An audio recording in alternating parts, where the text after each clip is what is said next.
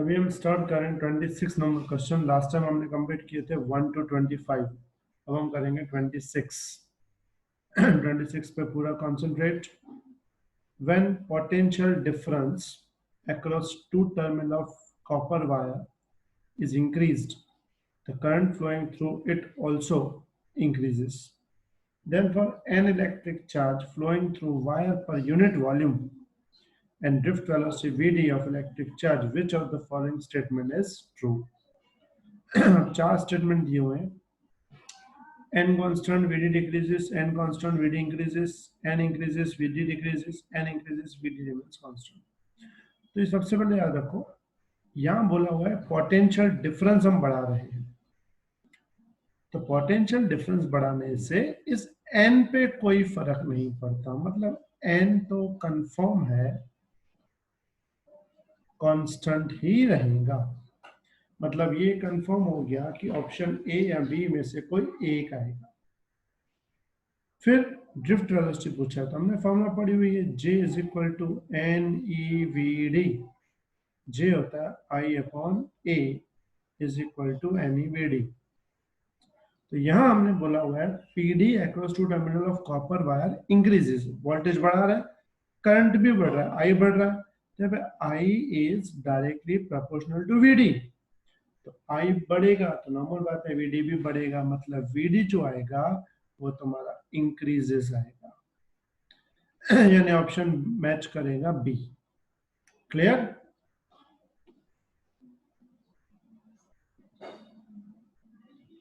अब हम करेंगे number 27। masses of three wire of copper are in the ratio 2:3:5। masses मतलब m लिया हुआ, m1 ratio m2 ratio m3, वो तुम्हें दिया हुआ है 2:3:5। एंड द लेंथ, l का length l1 ratio l2 ratio l3 दिया है 3:5:7, दो रेशियो दिए हुए हैं। रेशियो ऑफ रेजिस्टेंस फाइंड करना है। तो मैं रेजिस्टेंस की फॉर्मूला पढ़ी हुई है, R is equal to rho L upon A. इस फॉर्मूला में हम लोग क्या करेंगे, L से मल्टीप्लाई, L से डिवाइड, तो ऊपर तो बन जाएगा L का स्क्वायर, नीचे बन जाएगा वॉल्यूम। अच्छा, वॉल्यूम को हम लोग लिख सकते हैं mass upon density, mass upon density.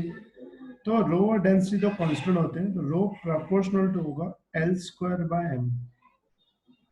कैसे प्रोपोर्शनल होगा? L square by M. अब इसमें हम वैल्यू डाल देते हैं, इसको लिखेंगे ऐसा, R1 ratio R2 ratio R3 is equal to L1 square ratio M1 ratio L2 square M2 ratio L3 square M3। Value डालेंगे L1 L2 L3। अब L1 ratio L2 ratio 357 square है, ठीक है, स्क्वायर 9,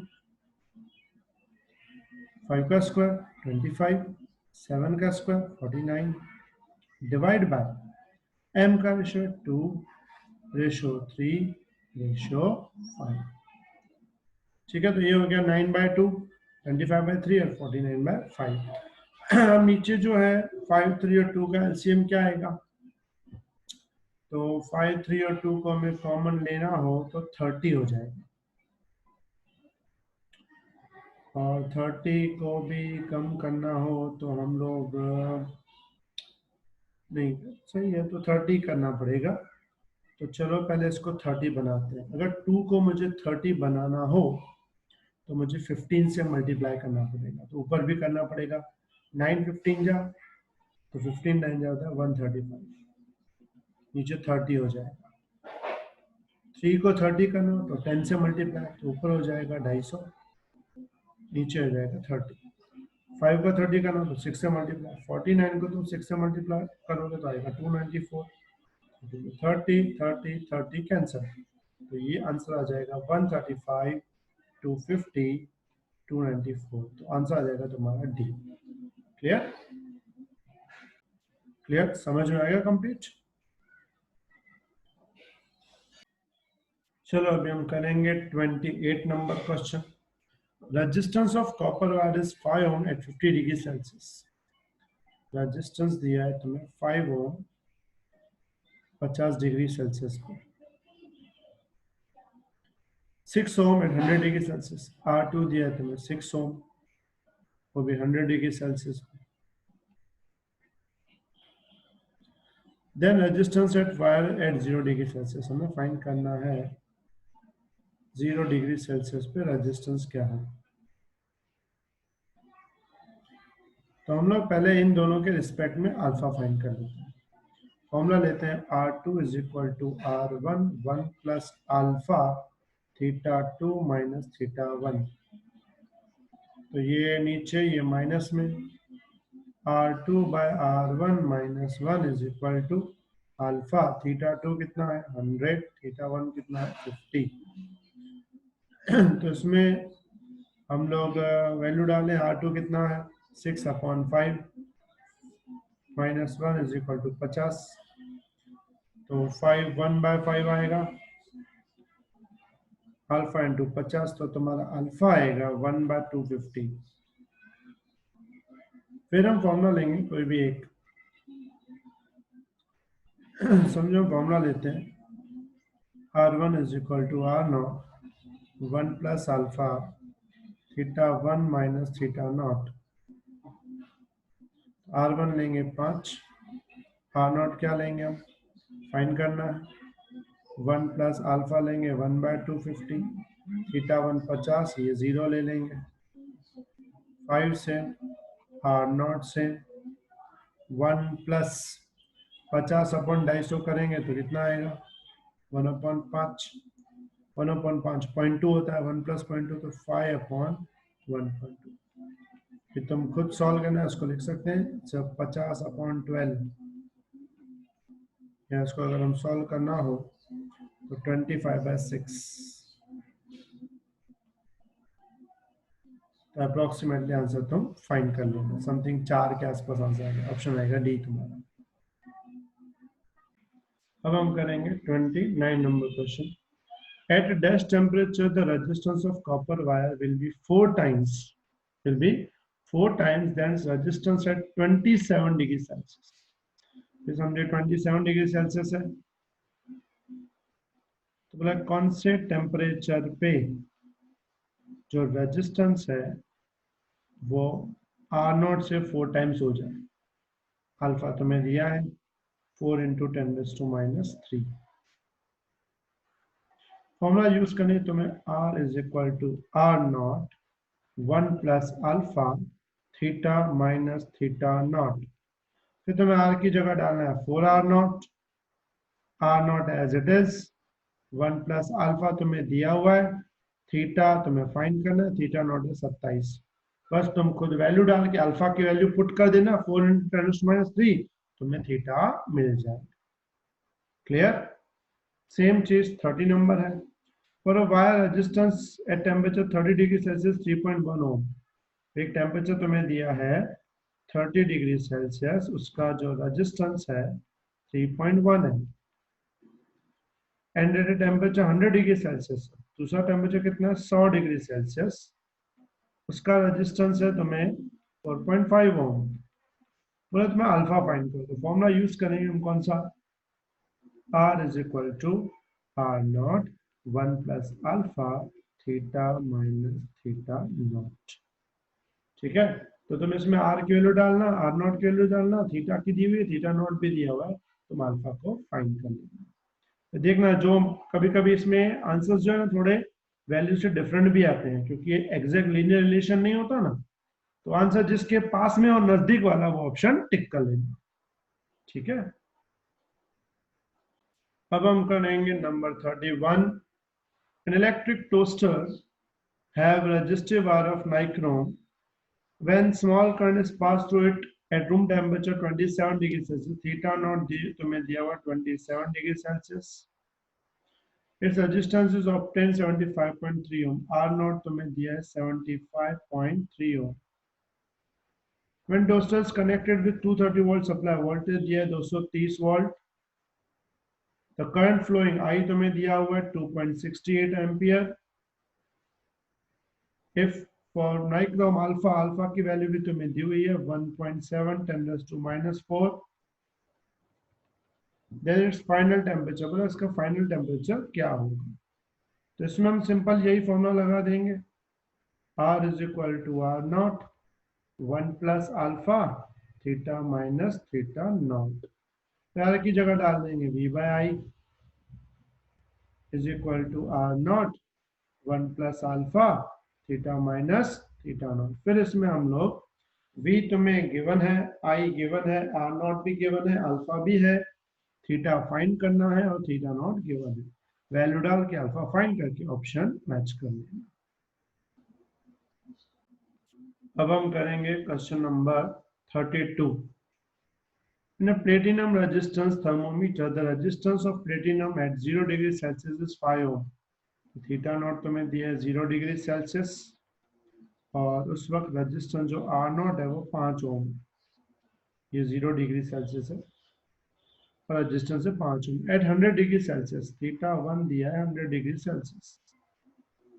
उस वक्त रेजिस्टेंस तुम्हें दिया है R1 5.23 ohm. When thermometer is placed in heat bath, the resistance of platinum is obtained. Resistance जो है वो बाद में कितना बन गया 5.795 ओम। तो टेम्परेचर क्या होगा। तो हम लोग पहले क्या करेंगे, सबसे पहले हम फॉर्मूला लगाएंगे R1 is equal to R naught 1 plus alpha theta minus theta naught. इसमें हम R1 की वैल्यू पुट करेंगे 5, सॉरी R1 की वैल्यू पुट करेंगे 5.23, आर नॉट की वैल्यू पुट करेंगे 5, 1 प्लस अल्फा फाइंड करना है हमको, थीटा 1 लेंगे 100, थीटा नॉट ले लेंगे 0।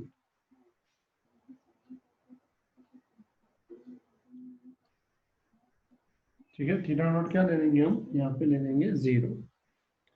और इसके बाद वैल्यू पुट करेंगे तो पहले 5.23 divide by 5 minus 1 is equal to alpha into 100 minus 0 100 हो जाएगा। इसको सॉल्व करेंगे तो हमको अल्फा मिल जाएगा, हमको अल्फा मिलेगा 0.23 अपॉन 5 इंटू 100। तो ये बन जाएगा तुम्हारा अल्फा। अल्फा मिल जाए, अल्फा मिल जाने के बाद हम फिर से यही फॉर्मूला यूज करेंगे। हम लोग लिखेंगे R2 is equal to R naught 1 plus alpha theta 2 minus theta naught. इसमें क्या करेंगे हम, R2 की वैल्यू कितनी डालेंगे 5.795, आर नॉट की वैल्यू भाई 5, 1 प्लस अल्फा थीटा 2 पता नहीं, थीटा नॉट 0। इसको सॉल्व करेंगे 5.795 upon 5 minus 1 is equal to alpha into theta 2। इसको यूज करेंगे तो मिलेगा 0.795 अपॉन 5। अल्फा की वैल्यू हमको मिली थी 0.23 अपॉन 5 इंटू 100 इंटू थीटा 2। 5 5 तो कैंसिल हो जाएगा, ये 100 मल्टीप्लाई में 79.5 अपॉन 0.23। इसको तुम सॉल्व करोगे तो तुम्हें थीटा 2 मिल जाएगा। क्लियर, तो हम ऐसे थीटा 2 को फाइंड करेंगे। Got it. अब हम करेंगे number 33। The resistance of tungsten wire of bulb have resistance 18 ohm at 27 degree Celsius. तो थीटा नॉट तुम्हें दिया हुआ है 27 डिग्री सेल्सियस और आर नॉट दिया है तुम्हें 18 ओम।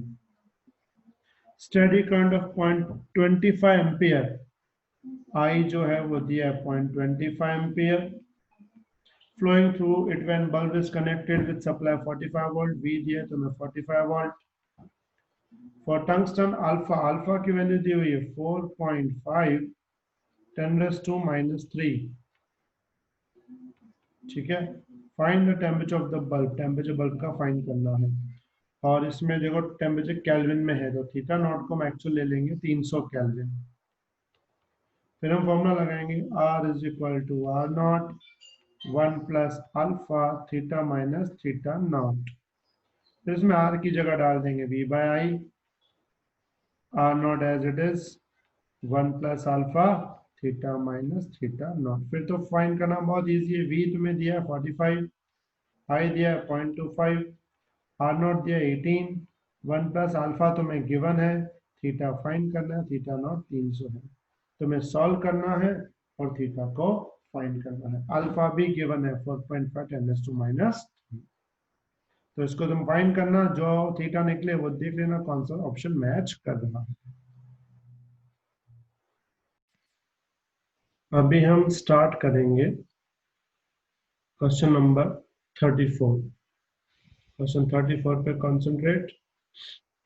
Two materials have the value of alpha 1 and alpha 2 are 5 into 10⁻⁻⁴ and minus 3.8 10⁻⁻⁴। एक वैल्यू देखो पॉजिटिव है, दूसरी वैल्यू नेगेटिव।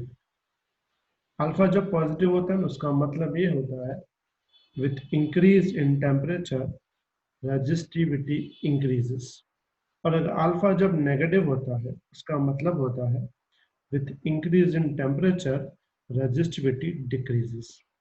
मतलब पहले वाले मटेरियल में टेम्परेचर बढ़ाएंगे रेजिस्टिविटी बढ़ेगी, दूसरे वाले मटेरियल में टेम्परेचर बढ़ाएंगे रेजिस्टिविटी कम हो जाएगी। The resistivity of first material rho 20 मतलब टेम्परेचर की बात चल रही है। The resistivity of first material is 2.4 10⁻⁻⁸ ohm metre.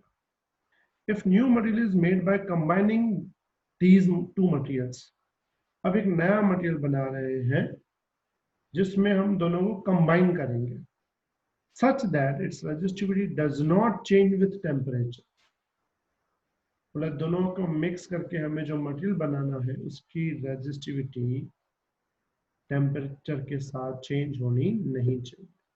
Then what should be the resistivity rho 20 of second material? तो second material की resistivity कितनी होनी चाहिए? rho 20।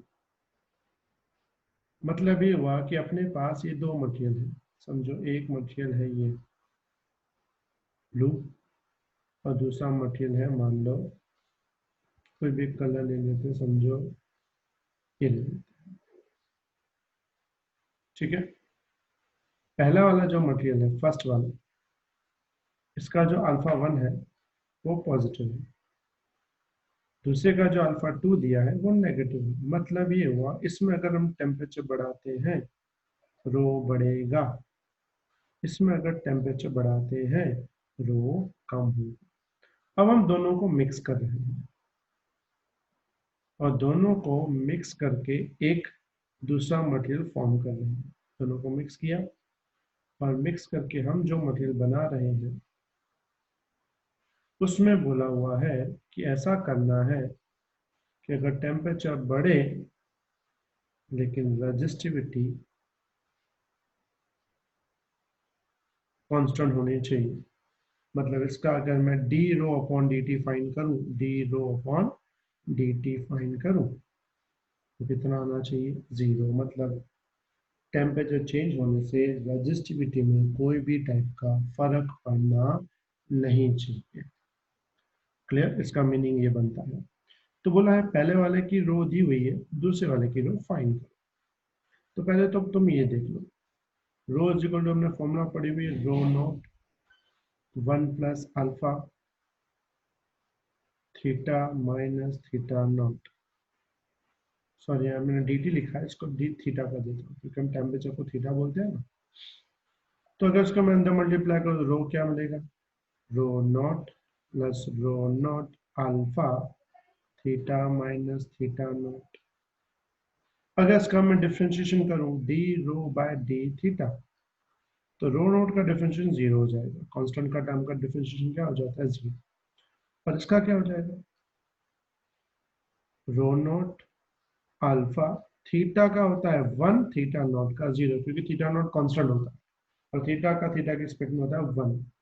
तो D rho by D theta क्या बन जाएगा? Rho naught alpha. ये बन गया D rho theta, rho naught alpha होता है।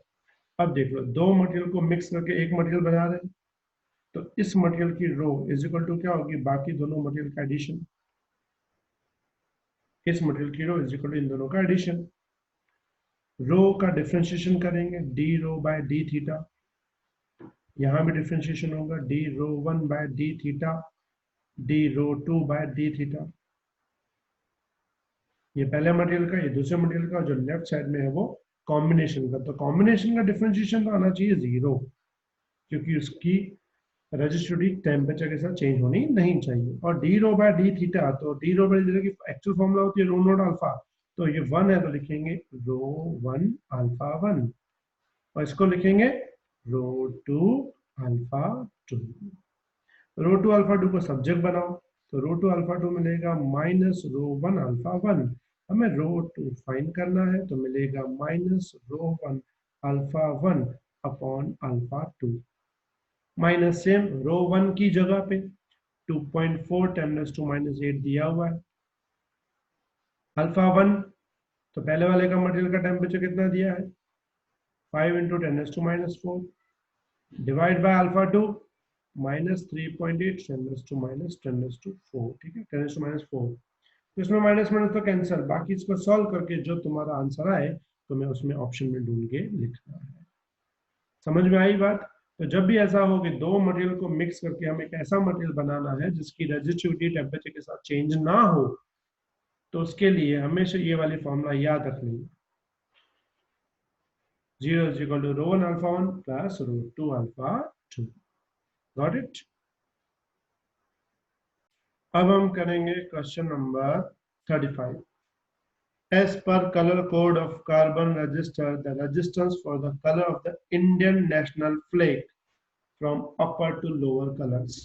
तो इंडियन नेशनल फ्लैग में अपर टू लोअर कलर्स में पहला जो कलर आता है वो आता है ऑरेंज, दूसरा कलर आता है व्हाइट, और जो तीसरा कलर आता है ग्रीन। चौथा कलर पट्टे में नहीं आता, इसलिए चौथे कलर में ले लेंगे नो कलर। चौथा नो कलर आता है, तो नो कलर का मतलब होता है प्लस माइनस 20%। तो ये प्लस माइनस 20% के दो ऑप्शन है, तो इनके रिस्पेक्ट में होगा। तो बात करते हैं पहले ऑरेंज और व्हाइट की। तो ऑरेंज का कलर कौन सा है? तो ऑरेंज का जो नंबर होता है वो होता है 3, तो जो व्हाइट का नंबर होता है 9, तो ये बनेगा 3 और 9 का मिला के 13 आने। फिर ग्रीन की बात करते हैं, तो ग्रीन का नंबर क्या आता है बीबीओ के हिसाब से तुम्हें याद होना चाहिए, black, brown, red, orange, yellow. फिर आता है ग्रीन। ग्रीन 6 नंबर पे है, लेकिन पावर स्टार्ट होता है 10:0, 10:1, 10:2, ऐसे करके आएगा 10:5। तो ये वैल्यू बन जाएगी 39 10:5 प्लस माइनस 20%। क्लियर? तो मैं इसके लिए टेबल याद होनी बहुत जरूरी है, जो मैंने तुम्हें पहले समझाई हुई है। अब हम करेंगे question number 36। The value of carbon resistor is 1760 ohm to 2640 ohm. Range दी हुई है 1760 से लेके 2640, ठीक है। Then colour code that carbon resistor, so क्या फाइंड करना है? कलर कोड फाइंड करना है। सबसे पहले इसका एवरेज करना, तो 760 प्लस 2640 अपॉन 2, उसको अगर हम लोग ऐड करते हैं तो 0 4 प्लस 6 10 0 1 ऊपर 6 1 7 और 7 14 1 ऊपर 2 1 3 1 4 4 4 00 अपॉन 2। तो ये वैल्यू तुम्हारी आएगी 2 2 0 0, 2200 आ गई। अब 2200 को हम लिखेंगे कैसे?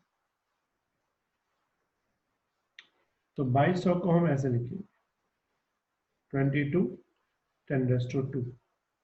तो सिंपल बात है, 2 नंबर रेड का होता है, तो पहला कलर रेड, दूसरा कलर रेड, और 10⁻² है तो तीसरा कलर भी क्या आएगा? रेड ही आएगा। मतलब रेड रेड रेड, तो इसका मतलब ऑप्शन एक ही बचा, कौन सा वाला? डी। फिर चौथा का तुम्हें परसेंटेज फाइंड करना हो, तो परसेंटेज यार कैसे फाइंड करें? बहुत सिंपल होता है। क्या करना होता है, जो सबसे छोटी वाली वैल्यू है 1760, फिर देखो एवरेज वैल्यू क्या करने का, एवरेज वैल्यू में से छोटी वैल्यू माइनस करके divide by average value into 100। क्या करना, एवरेज वाली वैल्यू में से छोटी value minus upon average into क्या करेंगे? 100 करेंगे। तो 20 तो 20 में कैंसिल हो जाएंगे। फिर 2210 में से 1760 माइनस करेंगे। 2210 में से 1760 माइनस करो, कितना आएगा? तो ये आएगा अप्रोक्सीमेटली 40 यानी 1800 और 400 440 डिवाइड बाय 22, तो ये आएगा तुम्हारा 20%। तो तुम्हें पता है 20% का मतलब होता है नो कलर। मतलब रेड रेड रेड 3 कलर, चौथा कलर कौन सा होगा? No colour. Got it? तो ये याद रख लेना, परसेंटेज कैसे फाइंड करते हैं? Average value minus minimum value upon average value. Clear? अब हम करेंगे 37 number question. An EMF of battery is E. Its terminal voltage is obtained V on a connecting resistance R ohm with it when its internal resistance is dash. Internal find करना है हमने formula पढ़ी हुई है, E is equal to I R plus R। इसमें जो I है ये होता है V by R।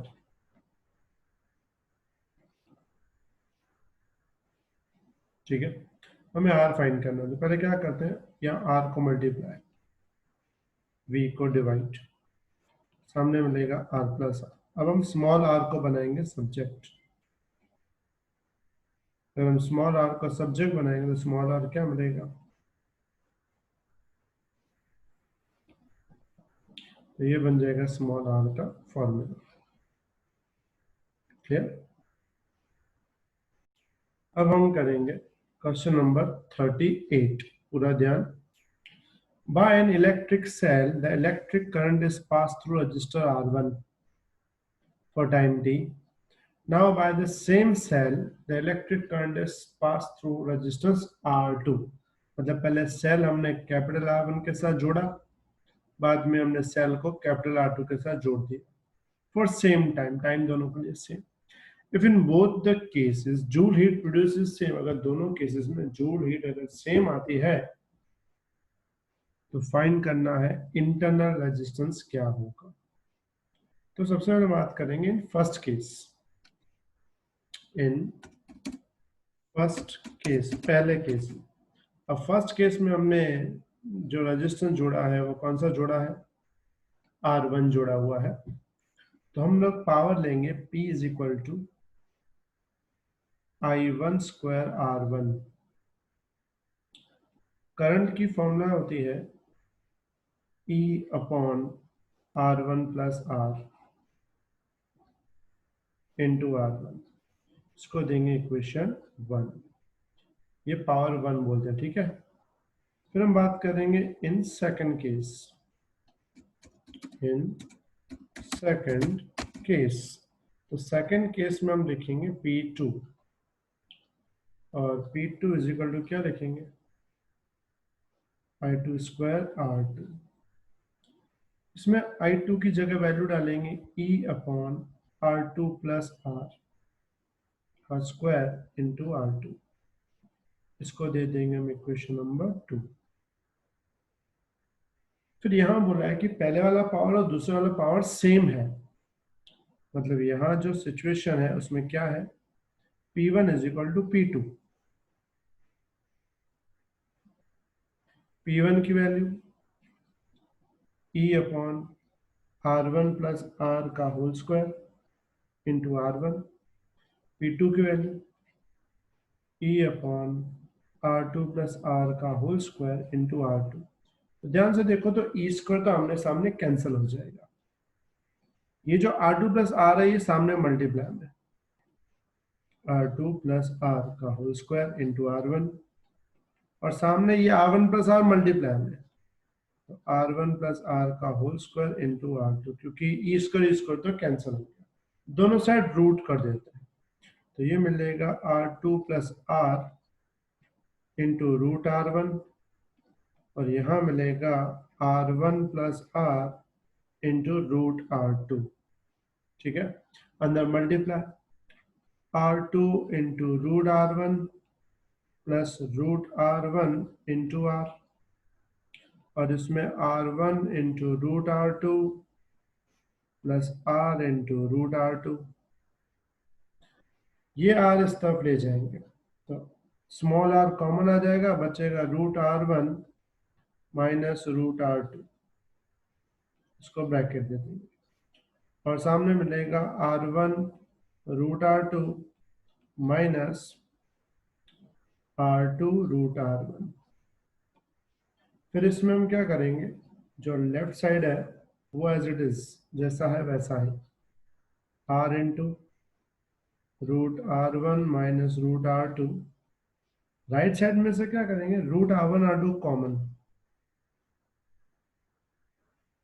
अगर √r1 r2 कॉमन निकालेंगे तो पहले में r2 का √1 r1 पूरा है तो √r1 बच जाएगा, और दूसरे वाले में r2 पूरा है तो √r2 बच जाएगा। तो ये पूरी ब्रैकेट आपस में कैंसिल हो जाएगी, तो r इज इक्वल टू क्या बचेगा, √r1 प्लस r2। तो ये बन गया तुम्हारा formula, sorry r1 into r2, एक second, √r1 into r2 product है।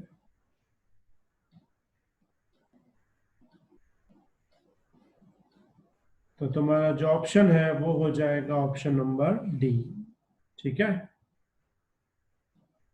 अब हम करेंगे 39 नंबर क्वेश्चन। क्या बोला है, electromotive force of electric cell is dash. तो याद रखना इलेक्ट्रोमोटिव फोर्स कोई फोर्स नहीं होता, is one type of energy.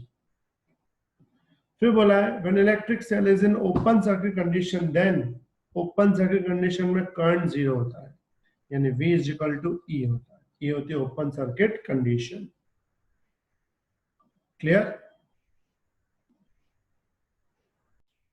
अब हम करेंगे 41 नंबर। Two batteries having same EMF 2 volt, दो बैटरीज है दोनों का सेम ईएमएफ है 2 volt and same internal resistance है 1 ohm are connected in series. Series मतलब दोनों का एडिशन होगा, मतलब ईएमएफ जो है दो बैटरीज है तो हो जाएगा 2 + 2 4 वोल्ट, और इंटरनल आर है तो टोटल इंटरनल हो जाएगा 1 + 1 2 ओम are connected in series with external resistance R, with external resistance R, बाहर का एक रेजिस्टेंस R उसकी वैल्यू पता नहीं है। The maximum power in R dash, क्या फाइंड करना है, मैक्सिमम पावर। तो पावर की फॉर्मूला मैंने तुम्हें बताई थी, I²R। I की फॉर्मूला लेंगे हम E/R + R का होल स्क्वायर इंटू R। एक बात याद रखना, for maximum power the necessary condition is capital R must equal to small r। Capital R और स्मॉल r क्या होना चाहिए, सेम। मतलब हम इसमें क्या लिखेंगे, E/कैपिटल R को भी स्मॉल r कर देंगे। ये कंडीशन होती है जब इंटरनल और एक्सटर्नल सेम होते हैं तो पावर हो जाता है मैक्सिमम। तो ये बन जाएगा तुम्हारा E/2R का होल स्क्वायर इंटू R। तो ये बन जाएगा तुम्हारा E²/4R² इंटू R। तो लास्ट में जो फॉर्मूला मिलेगी तुमको क्या मिलेगी, P is equal to E²/4R। अब R की वैल्यू E की वैल्यू डाल देते हैं। E की वैल्यू कितनी है 4 और 4, स्मॉल r की वैल्यू है 2, तो ये कितना पावर आएगा 2 वॉट। तो ये होगा तुम्हारा पावर मैक्सिमम। क्लियर। याद रखना है मैक्सिमम पावर के लिए क्या होना चाहिए, capital R is equal to small r। अब हम करेंगे क्वेश्चन नंबर 42। इलेक्ट्रिक सेल है ईएमएफ 2.2 वोल्ट, ईएमएफ E दिया है 2.2 वोल्ट, टर्मिनल वोल्टेज V दिया है तुम्हें 1.8 volt, connecting 5 ohm resistance capital R तुम्हें दिया 5 ओम,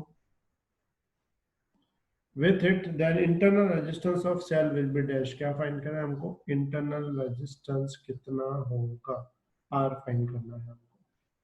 ईएमएफ दिया है, V दिया है, R दिया है और हमको स्मॉल r भी दिया हुआ है, ठीक है। तो हमको स्मॉल r क्या करना है, फाइंड करना है। तो हम सिंपल फॉर्मूला लगाएंगे, E is equal to I R + R। इसमें E as it is, I की जगह डाल देंगे V/R, R + R। बस इसमें वैल्यू पुट करनी है, E की जगह 2.8, V की जगह 1.8, कैपिटल R की जगह 5, कैपिटल R की जगह 5 और स्मॉल r तुम्हें फाइंड आउट करना है। बस वैल्यू डाल के फाइंड करके देख लेना कौन सा ऑप्शन मैच कर रहा है। क्लियर। अब हम करेंगे question number 43. Electric current 0.75 ampere obtain in connecting 4 ohm resistance. Current हमको मिल रहा है 0.75 एम्पियर. कब? जब हमने कनेक्ट किया कितना resistance? 4 ohm. across electrodes of electric cell, but when 10 ohm resistance connected, अब जो R2 हमने कनेक्ट किया वो 10 ohm है. टर्मिनल वोल्टेज अपॉन 3.75 हमें V2 मिला है 3.75 वोल्टेज. पहले करंट दिया, दूसरे में V दिया है, ठीक है. फिर बोला है then electric current flowing through cell is dash ampere. तो इस वक्त करंट की वैल्यू ने I2 हमको क्या करना है? फाइंड आउट करना है. क्लियर? तो सबसे पहले हम EMF की बात करते हैं, या फिर हम लोग करंट की वैल्यू डिफाइन करें. एक्चुअली यहाँ पे जो लिखा है ना, when 10 ohm resistance is connected, terminal voltage obtained 3.75. Actually terminal voltage नहीं है, यहाँ पे वर्ड होना चाहिए EMF. ये जो वैल्यू है EMF है, मतलब ये हम 3.75 V2 नहीं लिखेंगे, इसको हम क्या लिख देंगे? E. पहले जब R1 था तब करंट 0.75 था, अब R2 होगा तो करंट की वैल्यू कितनी होगी? हमको करंट की वैल्यू क्या करनी है? फाइंड आउट करनी है. तो सबसे पहले हम फॉर्मूला क्या लगाएंगे? हम लगाएंगे I is equal to E upon R1 plus R. हम इसमें से R फाइंड कर लेंगे सबसे पहले. कैसे निकालेंगे? हम I1 की वैल्यू ले लेंगे 0.75, EMF तो 3.75 है, नीचे R1 होगा 4, स्मॉल r पता नहीं. इस तरफ 4 प्लस R इज इक्वल मिलेगा 3.75 अपॉन 0.75. तो पॉइंट तो कैंसिल हो जाएगा, 375 अपॉन 75. इसमें हम 25 की टेबल लगा देंगे. नीचे लगेगी 3 टाइम्स, ऊपर लगेगी 15 टाइम्स, अराउंड 25 इंटू 250. हाँ, 15 टाइम्स लगेगी इसकी टेबल, ठीक है. 3/3 इट्स बिकम्स 5. तो फॉर्मूला क्या बन गई तुम्हारी?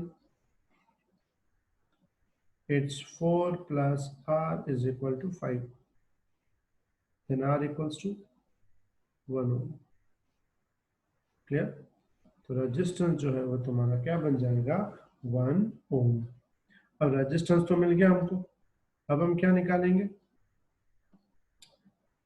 I2 is equal to E upon R2 plus R.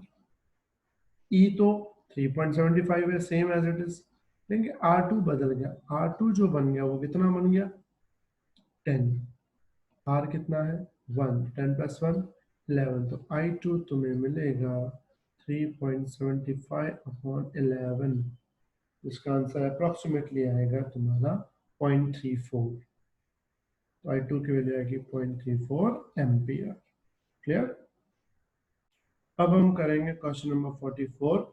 0.9 ampere current is obtained. I1 दिया है 0.9 ampere on connecting 2.4 ohm. Capital R1 दिया है 2.4 ohm. On connecting 7 ohm resistance, अब दूसरा रेजिस्टेंस कनेक्ट करते हैं 7 ohm with the same cell 0.3 ampere. दूसरा current दिया है 0.3 ampere. Then find internal resistance. अब EMF तो एक ही है बैटरी का, मतलब E तो दोनों में सेम होगा. E की फॉर्मूला होती है I1 R1 प्लस R, और E2 में होगी I2 R2 प्लस R. इसमें तुम्हें I1 गिवन है, I2 गिवन है, कैपिटल R1 गिवन है, कैपिटल R2 गिवन है. तुम्हें स्मॉल r खुद फाइंड आउट करना है, फिर मैच करना है कौन सा ऑप्शन सही है, तो खुद करना है सब तुम्हें. क्लियर? अब हम करेंगे question number 45. Two electric cells हैं. एक second. Two electric cells have same EMF E and internal resistance R1 and R2. दो इलेक्ट्रिक सेल्स है, दोनों का EMF सेम है E. इंटरनल रेजिस्टेंस कौन से? R1 और R2. These two electric cells are connected in series. दोनों को सीरीज में कनेक्ट कर दिया. With external resistance R, the electric potential difference across two terminal of first electric cell is obtained 0. जो terminal voltage है वो पहले सेल का 0 हो गया, तो बोला कैपिटल आर की वैल्यू फाइंड करो। तो देखो दो इलेक्ट्रिक सेल है, सेम ईएमएफ है, तो उसका करंट कैसे फाइंड करेंगे? तो I is equal to 2E upon R plus internal R1 plus internal R2। The 2E दो बैटरीज है, ये प्लस 2E, और नीचे जो रेजिस्टेंस है एक तो R जुड़ा हुआ है और दो बैटरीज के R1 plus R2।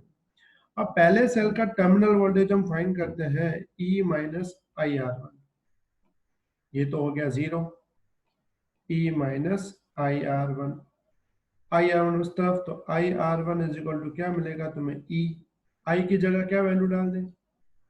2ER1 upon R plus R1 plus R2 is equal to E। अब E जो है सामने सामने क्या हो जाएंगे? कैंसल। अगर E सामने सामने कैंसिल हो जाएंगे तो क्या बचेगा? 2R1 upon R plus R1 plus R2 is equal to 1, यानी 2R1 is equal to R plus R1 plus R2, ये दोनों माइनस में, तो 2R1 minus R1 minus R2 is equal to capital R, तो ये बन जाएगा R1 माइनस R2, मतलब कैपिटल R यानी रेजिस्टेंस का जो फॉर्मूला आएगा वो आएगा R1 माइनस R2, यानी तुम्हारा जो ऑप्शन मैच करेगा वो करेगा C। क्लियर? अब हम ट्राई करेंगे number 46। 6 resistors each having resistance 10 ohm are connected in as shown in figure। Diagram में देखा है कनेक्ट किया हुआ है। The equivalent resistance between points P and R, ये पॉइंट्स P है और ये पॉइंट R है, इनके बीच में रेजिस्टेंस फाइंड करना है। तो समझो ये जो रेजिस्टेंस है, एक ये और ये के दोनों किस में आएंगे? सीरीज में आएंगे। तो R और R का सीरीज करो, इसकी वैल्यू भी 10 है, इसकी वैल्यू भी 10 है, तो ये बन जाएगा तुम्हारा 20। ठीक है। अब ये जो नीचे वाला जो R है, मतलब ये दोनों सीरीज में बन गए, तो जो नीचे वाला जो R है ये वाला, ये R इन दोनों के साथ पैरेलल में आएगा, तो हम लोग लेंगे 1 upon R double dash is equal to 1/20 plus 1/10, क्योंकि ऊपर का सीरीज का 10 आया और ये भी 10, सॉरी ऊपर के सीरीज का 20 आया और ये 10 है, दोनों पैरेलल में है, तो ये बन जाएगा तुम्हारा नीचे तो हो जाएगा 20, ऊपर होगा 1 प्लस 2, तो उल्टा कर देंगे तो ये बन जाएगा 20/3। तो अब तुम्हारी जो सर्किट बन जाएगी वो ऐसी बन जाएगी।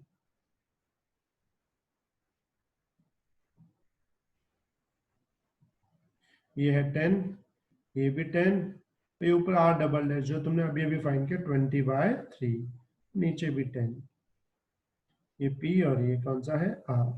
अब देखो ये जो 10 है और ये 20/3 है और नीचे 10 है, ये तीनों सीरीज में आएंगे, तो सीरीज में इनका फॉर्मूला बन जाएगा 10 प्लस 20/3 प्लस 10, यानी नीचे दो 3 एज इट इज, ऊपर हो जाएगा ये 30 प्लस 20 प्लस 30, यानी ये वैल्यू बन जाएगी तुम्हारी इट्स 80/3, मिल गया R डबल डैश। फिर तुम्हारा ये पूरा R डबल डैश और नीचे का 10 दोनों पैरेलल हो जाएंगे, मतलब अब जो तुम्हारी सर्किट बन जाएगी वो ऐसी बन जाएगी। ये ऊपर का R double dash, sorry double नहीं, इसको ट्रिपल डैश कर देते हैं, ये ट्रिपल डैश जो हमको मिला 80/3 और नीचे 10, दोनों पैरेलल है। पैरेलल की फॉर्मूला कैसे लगाएंगे? 1/10 प्लस 1/80/3, 3 तो ऊपर आ जाएगा, नीचे 80 एज इट इज, ऊपर आ जाएगा 8 प्लस 3, उल्टा कर देंगे तो R बन जाएगा 80/11। क्लियर? तो ऑप्शन मैच करेगा तुम्हारा C। अब हम स्टार्ट करेंगे question number 47। In the given electrical circuit, the value of unknown resistance R should be dash। ये unknown R को फाइंड करना है, so that resultant resistance between P and Q is also R। P और Q में resultant भी R, तो simple बात है, पहले 3 और R का सीरीज होगा, तो इनका सीरीज कितना आएगा? 3 प्लस R। फिर इन दोनों का पैरेलल होगा, पैरेलल कैसे निकालेंगे? 1/R dash is equal to 1/10 plus 1/3 plus R। तो इसका निकालेंगे तो ये आएगा तुम्हारा 3 plus R plus 10 upon 10 into 3 plus are.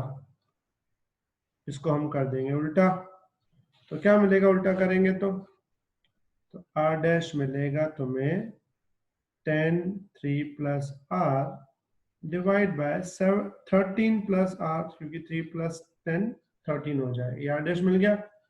अब ये 3 के साथ सीरीज में है, अगर 3 के साथ ये सीरीज में है तो एडिशन होगा, तो वैल्यू क्या बन जाएगी एडिशन की 3 प्लस आर डैश।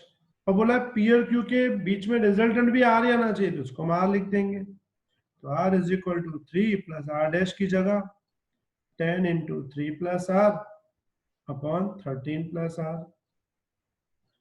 फिर इसमें सॉल्यूशन करते हैं, इसको हम LCM 13r plus are square, यहाँ पे आएगा 3 इंटू 13 जा 39 plus 3r plus 30 plus 10r, R square as it is. अब ये 10r और 3r 13r कैंसल, यहाँ पे बचेगा 30 प्लस 30 60 69 बचेगा, और आर क्या मिलेगा अंडर रूट 69। तो रेजिस्टेंस की वैल्यू जो तुम्हें मिल गई वो कितनी मिली, R is equal to under root 69। Clear. अब हम करेंगे question number 48। When the switch is on the following circuit, the electric current flowing through it is dash. Switch किसको बोलते हैं, की को, ये की है इसको बोलते हैं स्विच। तो जैसे हमने स्विच को ऑन किया तो इसमें से ये जो लाइन है 2 ओम वाली लाइन, इसमें कितना करंट फ्लो होगा। अब ध्यान से देखो, ये जो नीचे लाइन है इनको ग्राउंड बोलते हैं, ग्राउंड का वोल्टेज हमेशा जीरो होता है। कितना होता है, जीरो, हमेशा जीरो। यहाँ पे दिया हुआ है 20 वोल्ट, यहाँ दिया 5 वोल्ट, इस पॉइंट का वोल्ट नहीं दिया, समझो मान लो V है, ठीक है। अब समझो यहां से 20 वोल्ट से करंट स्टार्ट हो रहा है I1, 5 से करंट स्टार्ट हो रहा है I2, ये I1 I2 मिलके नीचे जा रहे हैं, I बनाते हैं, जहां I का मतलब होता है I1 प्लस I2। समझो हमें ये I फाइंड करना है, क्या फाइंड करना है हमको, I फाइंड करना है, ठीक है। अब ध्यान से देखो, ये जो I1 है इसके लेफ्ट साइड 20 वोल्ट है, इसके राइट साइड यहाँ V वोल्ट है। तो करंट की फॉर्मूला एक्चुअल क्या होती है ओम्स लॉ के हिसाब से, पोटेंशियल डिफरेंस अपॉन रेजिस्टेंस। तो 20 और V में डिफरेंस कितना होगा, 20 माइनस V, और इसका रेजिस्टेंस हो जाएगा 2। सेम I2 का देख लो, या 5 है या V है, तो I2 क्या होगा, इसका पोटेंशियल डिफरेंस होगा 5 माइनस V अपॉन 4 ओम। और ये जो I है, तो I में क्या लिखेंगे हम लोग, तो I में हम लिखेंगे V माइनस 0, क्योंकि नीचे 0 है, तो V माइनस 0 अपॉन 2। मतलब फॉर्मूला है सिंबल ओम्स लॉ की, पोटेंशियल डिफरेंस अपॉन रेजिस्टेंस। फिर हम लोग ये वाली फॉर्मूला यूज कर लेते हैं, I is equal to I1 plus I2, इसमें I की वैल्यू डालेंगे V/2, I1 डालेंगे 20 माइनस V/2, I2 डालेंगे 5 माइनस V/4। तो इसमें तो सबको 4 कर दें तो नीचे सब कैंसिल हो जाएगा, तो ये बन जाएगा 2V, ये बन जाएगा 40 माइनस 2V, ये बन जाएगा 5 माइनस V। अब ये 2V इस तरफ, ये V भी इस तरफ, तो ये हो जाएंगे 5V, और सामने 40 प्लस 5 45, तो V मिलेगा तुम्हें 9 वोल्ट। अब V तो तुम्हें मिल गया 9 वोल्ट, हमें एक्चुअल V नहीं फाइंड करना, हमें तो करंट I फाइंड करना है। तो I की पहली वाली फॉर्मूला ले लो, नीचे जो लेफ्ट साइड में थर्ड नंबर है, क्या I is equal to V/2, V है तुम्हारा 9 वोल्ट अपॉन 2, तो कितना आएगा 4.5 एम्पियर, मतलब करंट कितना पास होगा 4.5 एम्पियर। क्लियर। अब हम ट्राई करेंगे question number 49। When 7 ampere current is flowing in electrical circuit then the electric potential difference between B and C will be dash. अब डायग्राम को ध्यान से देखो, ये है 4 ओम, ये है 2 ओम, ये है 10 ओम, ये 5 ओम, बीच में गैल्वेनोमीटर है, मतलब ये सर्किट व्हीटस्टोन ब्रिज जैसी है। फिर देखेंगे ब्रिज बैलेंस है कि नहीं है, तो 4/2 2 10/5 2 ब्रिज बैलेंस है, मतलब बीच में से कोई करंट पास होगा नहीं। 7 एम्पियर आएगा, दो पार्ट में डिवाइड होगा, I1 पूरा यहाँ जाएगा, I2 पूरा यहाँ जाएगा। यहाँ पूछा है बी और सी के बीच में पोटेंशियल डिफरेंस फाइंड करना, तो बी और सी के बीच में पोटेंशियल डिफरेंस होगा I1 इंटू आर। बी और सी के बीच में क्या होगा, I1 इंटू आर। आर तो 2 है, I1 पता नहीं है, तुमको I1 फाइंड करना है। टोटल करंट पता है 7 एम्पियर है, हमें इंडिविजुअल I1 और इंडिविजुअल क्या फाइंड करना है, I2 फाइंड करना है। अब देखो गैल्वेनोमीटर में से करंट पास होगा नहीं, ऊपर के दो रेजिस्टेंस सीरीज में है, तो 4 + 2 का सीरीज 6 हो जाएगा, और नीचे के दो सीरीज में 10 और 5 का सीरीज 15 हो जाएगा। ठीक है, इसको मान लेते हैं हम R1, इसको मान लेते हैं हम R2। तुम्हें पता है पैरेलल में हमेशा वोल्टेज सेम होता है, V1 = V2। क्या होता है, V1 = V2। V1 की फॉर्मूला लिखेंगे I1 × R1, V2 लिखेंगे I2 × R2। तो इसको लिख सकते हैं R1/R2 = I2/I1। उल्टा कर दो, एलसीएम कर देते हैं, सो एलसीएम नहीं, दोनों साइड +1 कर दो, I2/I1 +1। अब इसमें हम कैसे करेंगे, अब इसको हम सॉल्व करते हैं ऐसे, R1 + R2/R2, और सामने मिलेगा I2 + I1/I1। ठीक है, अब इसमें जो R1 है वो 6, R2 15, R2 15, I1 + I2 total I होता है, टोटल I तो दिया है 7 एम्पियर अपॉन I1, तो तुम्हें I1 मिल जाएगा। I1 इस तरफ ले लो, I1 मिलेगा 7 × 15/21। 3 की टेबल लगेगी, 7 1 जा 7 3 जा, और ये 15 है, 15/3 होता है 5 एम्पियर। I1 मिल गया 5 एम्पियर। अब I1 अगर 5 एम्पियर मिल जाता है तो पोटेंशियल डिफरेंस BNC, उसको लिख सकते हैं I1 × R B × C। I1 तो मिला 5 एम्पियर, BC के बीच में रेजिस्टेंस है 2, तो 5 2 जा 10 वोल्ट। आंसर कितना आएगा तुम्हारा B, 10 वोल्ट। क्लियर।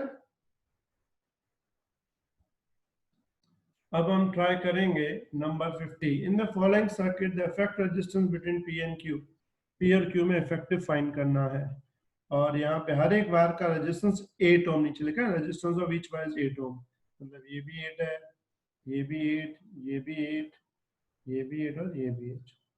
तो सर देखो ये जो लाइन है A से C, ये सीरीज में, तो 8 8 16, ये सीरीज में 8 8 16, फिर ये जो 16 आया और ये जो 16 आया, और ये जो नीचे 8 है ऊपर 8 है, तो 8 16 16 8 चारों पैरेलल में आएंगे, तो पैरेलल में निकालेंगे कैसे, 1/8 1/16 1/16 1/8, तो नीचे हो जाएगा 16 कॉमन में, ऊपर हो जाएगा 2 + 1 + 1 + 2, इसका कर देंगे उल्टा, आर क्या मिलेगा 16/6, यानी मिलेगा 8/3 ओम। तो तुम्हारा आंसर क्या आएगा 8/3।